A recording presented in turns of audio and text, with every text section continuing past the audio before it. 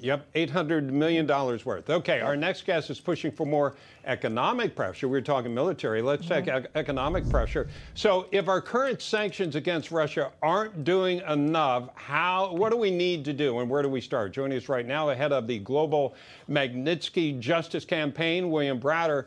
Mr. Browder, what do you think we need to be doing if you don't think we're doing enough so far? Well, I believe that we need to effectively enforce a total economic blockade of Vladimir Putin's Russia. And we've started working in that direction. We've frozen the assets of the central bank. We've knocked out from SWIFT 70% of the Russian banks, and we've sanctioned about 24 oligarchs. But to do this right, we need to unplug Russia from SWIFT entirely. That's what we did with Iran. And we need to sanction 100 oligarchs. Not 20, because the oligarchs are the ones who hold Putin's money for him in the West. And as Putin runs out of money, he's going to be looking for sources of funds to continue to fund this war. And we have to starve him of those funds so he cannot execute this war going forward. You know, Bill, you and I have actually spoken several times over the past couple years. And just so folks at home know, you pretty much are responsible for the ability to selectively target these oligarchs, due in part to Sergei Magnitsky, your lawyer, who was brutally murdered by Putin. You yourself targeted by Putin and Putin's deadly regime. When you take a look at what the State Department's done specifically, they did announce several oligarchs just yesterday being specifically targeted. Are there more individuals that you think could make a difference if they were targeted with these sanctions? Absolutely. Basically, if you were to look around Vladimir Putin and look who's holding his money for him and look who's benefited from this Putin regime, who are partners with him, there are roughly 100 of these people.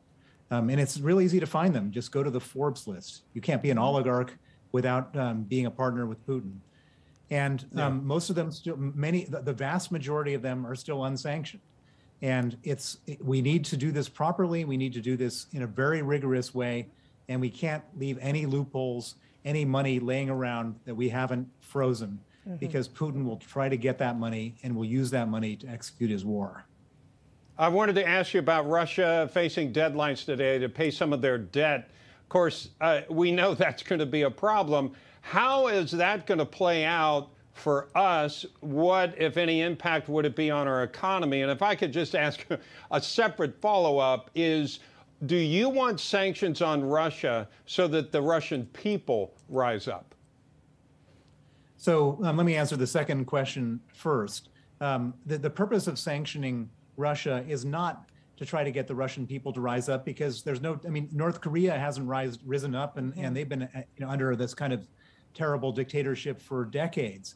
The purpose of sanctioning Russia is so that Vladimir Putin runs out of money. It's essential that we starve him of all financial resources to execute this war. This war is costing between $1 and $2 billion a day for him to run. All of his central bank reserves are frozen. Hopefully, if we can get it right, the oligarch money offshore that he has access to will be frozen. There'll be no more lending to Russia because that's frozen. And if that's the case, he will soon run out of money. And if he runs out of money, then he just will be physically impossible for him to pursue this war. And that has to be the objective.